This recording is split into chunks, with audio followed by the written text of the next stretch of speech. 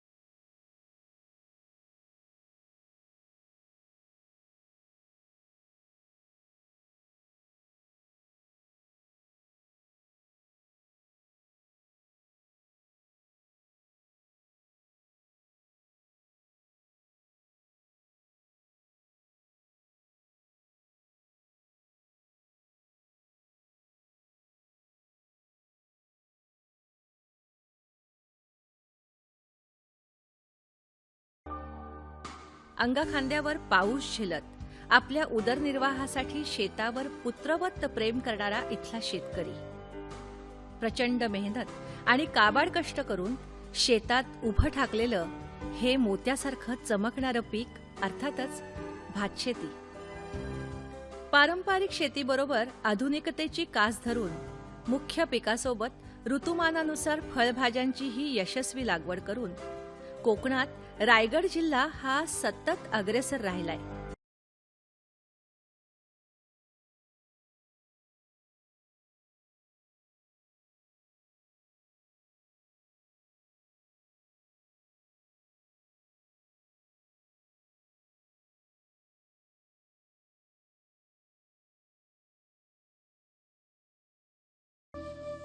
रायगड जिल्ह्यातील अतिदुर्गम भागात वास्तव्यास असलेली ही आदिवासी जमात म्हणजेच रानपाखरं.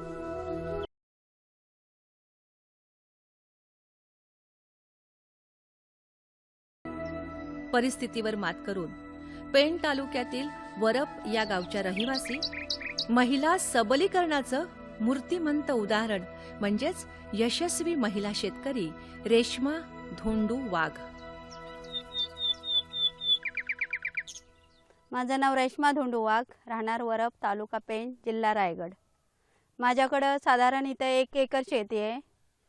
त्याच्यामध्ये मी 3 गुंठ बासमती शेती प्रयोग केलेला आहे यावर्षी आणि सह्याद्री 20 गुंठामध्ये केलेला आहे आणि उर्वरित भाग भाजीमाळा सिजनेबल भाजी ती करते.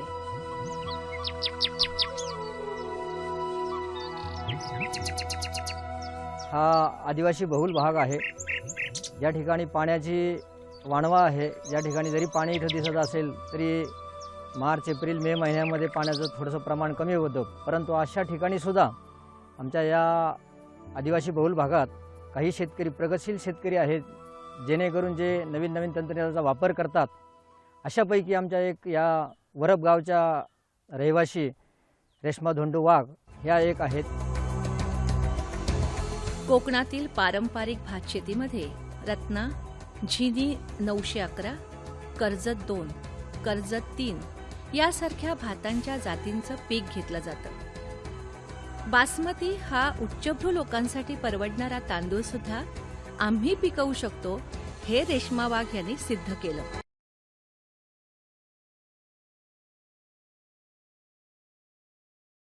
काही लोक म्हणायची की कोकणात बासमती होणारच नाही, पण साकौन संस्थेने बियाणं दिलं आणि मी तो प्रयोग केला. तर साकौन संस्थेने फक्त अर्धा किलो बियाणं मला दिलेलं आहे. तर ह्याच्यामध्ये 3 किलोला आमच्या म्हणजे अशा गावठी ह्याच्यात बोलल्यानंतर 6 किलो बियाणं लागला असता 3 गुंठाला. पण तो अर्धा किलोमध्ये मी एक काडी पद्धतीत तो रोपवाटिका करून लावलेला आहे.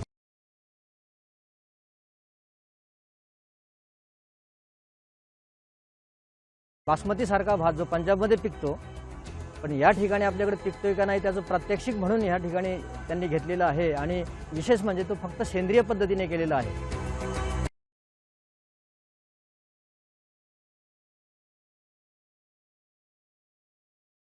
शेणखत, कंपोस्ट खत, गांडूळ खत यासारख्या जैविक खतांचा वापर करून त्या भातशेती करतात. त्यांनी त्यासाठी गादी वाफे करून बीज प्रक्रिया करून पेरणी केली.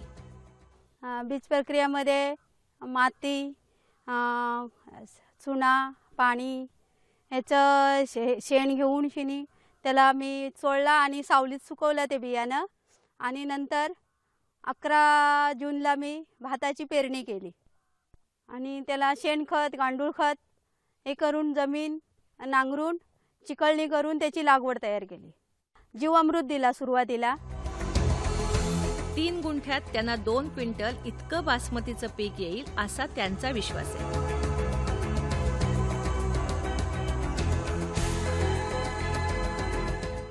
रेश्मा वाघ यांच्या मेहनतीची दखल घेऊन पंचायत समिती आणि जिल्हा परिषदेने प्रयोगशील शेतकरी म्हणून त्यांचा गौरव केला. त्यांना सह्याद्री 5 असं भाताचं संकरित वाण दिलं.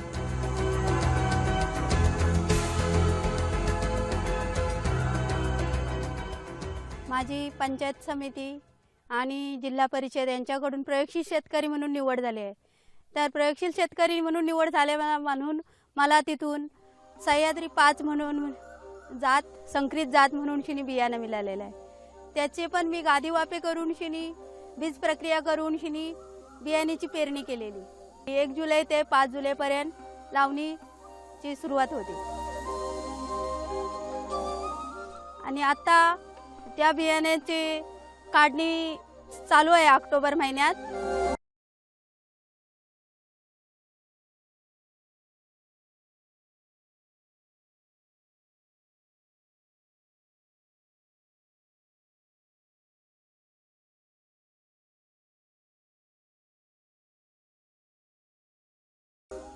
जुलै ते ऑक्टोबर अशा 4च महिन्यात पीक कापणीसाठी तयार होतं. ते भात पण त्यांनी काही प्रमाणात सेंद्रिय आणि काही प्रमाणात रासायनिक खताचा वापर करून संतुलित खत म्हणतो आपण, संतुलित खताचा संतुलित वापर हे गरजेचं आहे. कारण ज्या ठिकाणी उत्पादनाचा विचार केला तर त्या ठिकाणी सेंद्रिय शेतीमध्ये ज्या काही मर्यादा किंवा ज्या ठिकाणी काही कन्स्ट्रेन्स आहेत की कोणत्या स्टेजला त्याचा काही ठिकाणी सेंद्रिय खत कधी आणि ते किती प्रमाणात याचा एक डेमो म्हणून आम्ही त्या ठिकाणी प्रयोग केलेला आहे.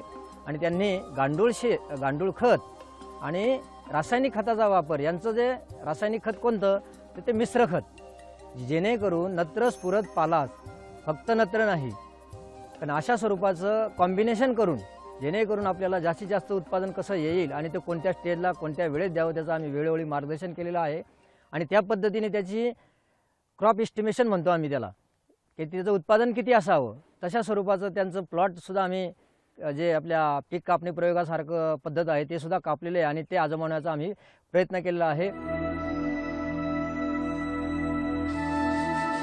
यावर्षी पाऊस जास्त झाल्यानं पीक थोडं कमी येईल असा त्यांचा अंदाज आहे. यावर्षी असा की पावसाचं प्रमाण जास्त आहे. बासमतीची भीती होती की बासमती कधीच या शेतात केला नव्हता, पण यावर्षी बासमतीत असं मला असं वाटतं कमी पाऊस पाहिजे होता. पण पाऊस यावर्षी जास्त, का तर सूर्यप्रकाश जास्त भेटला नाही.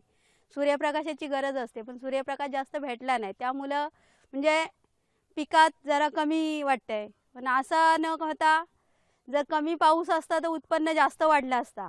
तर मला असं वाटतं की माझ्या ह्याच्यात 3 गुंठामध्ये 2 क्विंटल तरी सरासरी उत्पन्न निघेल. ज्या ज्या ठिकाणी काही नवीन योजना असतील, काही नवीन संशोधन असेल त्याचं अनुकरण करण्याचा त्यांचा मानस असतो आणि तशा स्वरूपाच्या त्या योजना त्या राबवत असतात.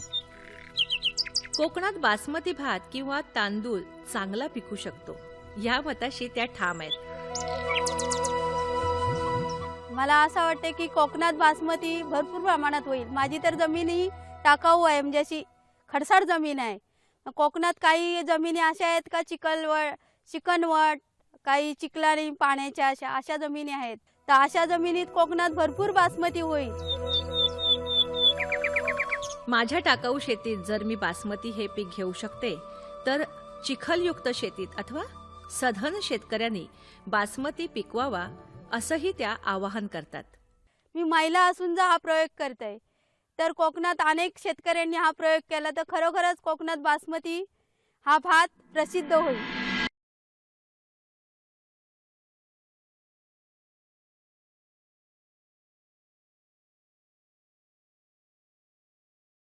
पेरणी, लावणी आणि भात कापणी अशा पद्धतीने भातशेती होते.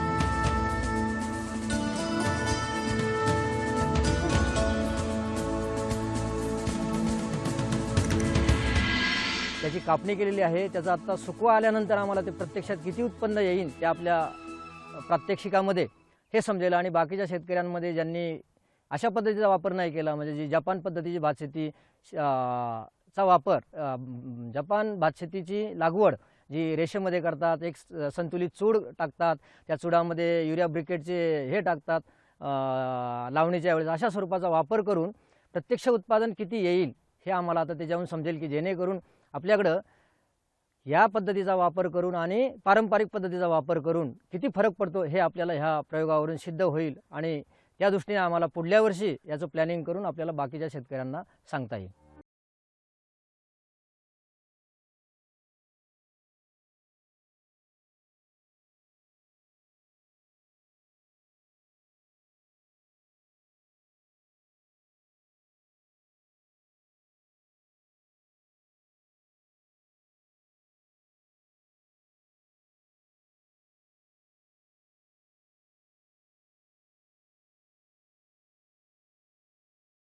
तसंच हळद, दुधी भोपळा, पडवळ, कारली, शिराळी यासारख्या भाज्या ऋतुमानानुसार घेतल्या जातात.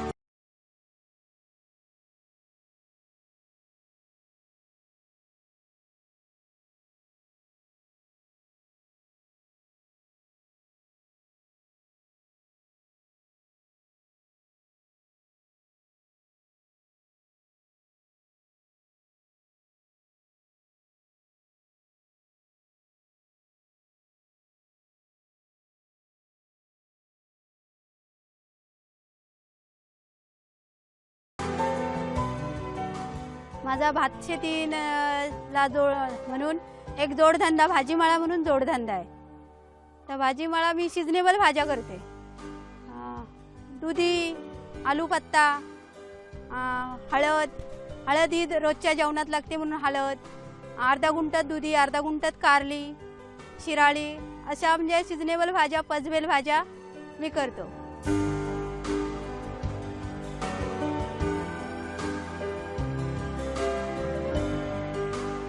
हा भाजीमळा पूर्णतः सेंद्रिय खतावर आधारलेला आहे. कारली, पडवळ, शिराळी, दुधी भोपळा यासारख्या भाज्यांसाठी मांडव तयार केले जातात.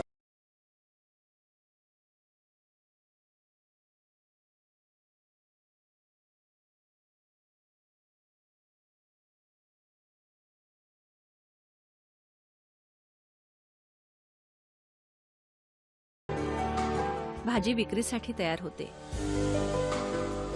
या भाज्यांची बाजारात मागणीही भरपूर असते. ते दुधीची मशागत अशी की मी गांडूळ खत, शेणखत टाकून शिनी बियाण्याची लागवड करते. 2-2 बी लावून शिनी ती रोपवाटिका 8 दिवसात उगवल्यानंतर त्यांना झीर लावणं आणि नंतर ती 1 महिन्यात दुधीची बाज सुरू होतो. यावर्षी दुधीला बाज हा दुसऱ्यांदा आलेला आहे. या पावसामुळे नैसर्गिक आपत्ती आली, पाऊस जास्त असल्यामुळे फूल कमी झाला. पण आता फूल कमी होऊन पहिल्यांदा गणपतीचा सीजन भेटला श्रावण महिन्यात आणि पुन्हा आता ऑक्टोबर महिन्यात पण दुधी भाजलेली आहे. आणि माझी सेंद्रिय भाजी असल्यामुळे दुधी चांगली आणि बाजारात चांगली मागणी आहे. भात शेतीबरोबर भाजीमाळा हा जोडधंदा खूपच फायदेशीर आहे. कमी वेळेत अधिक उत्पन्न, यामुळे भाजीमळे फायदेशीर ठरतायत. दुधी भोपळ्याला खूपच मागणी आहे. साधारणपणे 40 रुपये दराने दुधी विकला जातो. आमची माती आमची माणसं. भात शेतीबरोबर भाजीमाला हा जोडधंदा खूपच फायदेशीर आहे. कमी वेळेत अधिक उत्पन्न, यामुळे भाजीमळे फायदेशीर ठरतायत. दुधी भोपळ्याला खूपच मागणी आहे. साधारणपणे 40 रुपये दराने दुधी विकला जातो. त्या दुधीची म्हणजे एक दिवस आड करून 30 दुधी भोपळा निघतो आणि त्या दुधी भोपळ्यामध्ये एक दुधी 40 रुपये किलोनी एक दुधी जातो. दुधी भोपळ्यापासून खूप पदार्थ बनवले जातात. मधुमेहावर गुणकारी म्हणून दुधी भोपळा आणि कारलं ओळखलं जातं. काही वेळेला 3 महिन्यातून 2 वेळा फुलं येतात आणि भरघोस दुधी भोपळे निघतात. आणि दुधी बरोबर आलू पत्ता पण आम्ही हे करतो. बाजारात चांगली मागणी आहे त्या आलू पत्त्याला. श्रावण महिन्यात, गणपतीच्या महिन्यात चांगली मागणी आहे आणि त्याच्यातून पण फायदा मिळतो. आणि हळद ही सेंद्रिय असल्यामुळं हळद घरगुती पण आणि बाजारात पण विकायला चांगली मिळते. तसंच मी शेतीला जोडधंदा म्हणून कारली अर्धा गुंठामध्ये लावलेली आहे. कारली 1 महिन्यानंतर बाजाराला सुरुवात होते, ती 3 महिने सतत बाजारातच असते. यामुळे सामान्य शेतकऱ्यांकडे चलन खेळतं राहतं. घर खर्च तसंच मुलांच्या शिक्षणाचा खर्चही भागवला जातो. मात्र यासाठी प्रचंड मेहनत हवी असते. तो म्हणजे आम्हाला शेतीला घर खर्चासाठी आणि शेतीला काय खर्च लागणारा त्याच्यातून भागतो. मुलांचं शिक्षण, इतर खर्च, त्या आमचा हा भाजीमाळा त्या जोडधंद्यात भागतो आणि माझा कुटुंब त्या भाजीमाळ्यावर आणि शेतीवरच चालतो.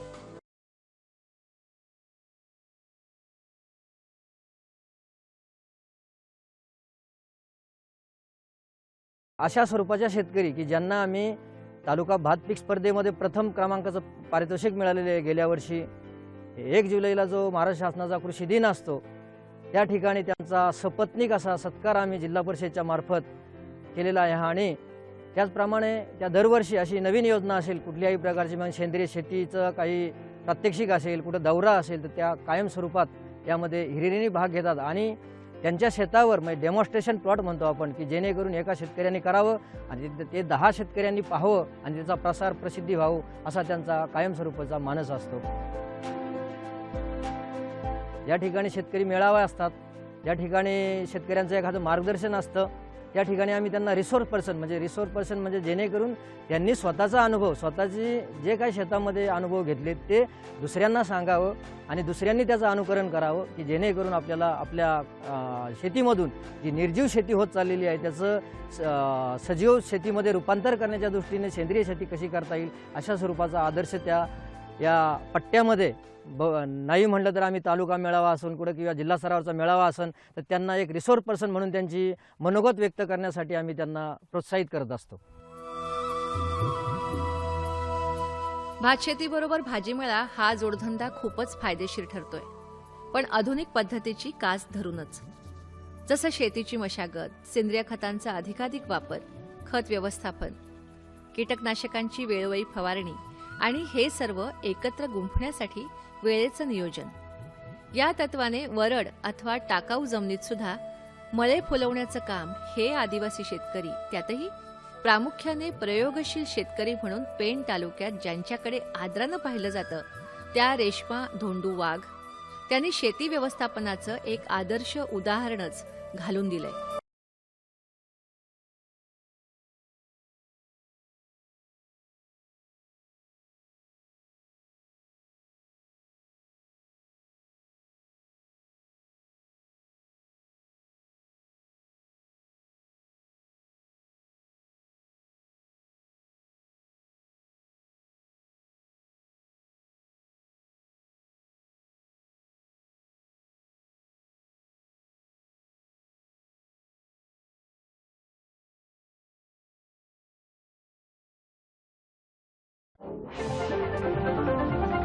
Thank you.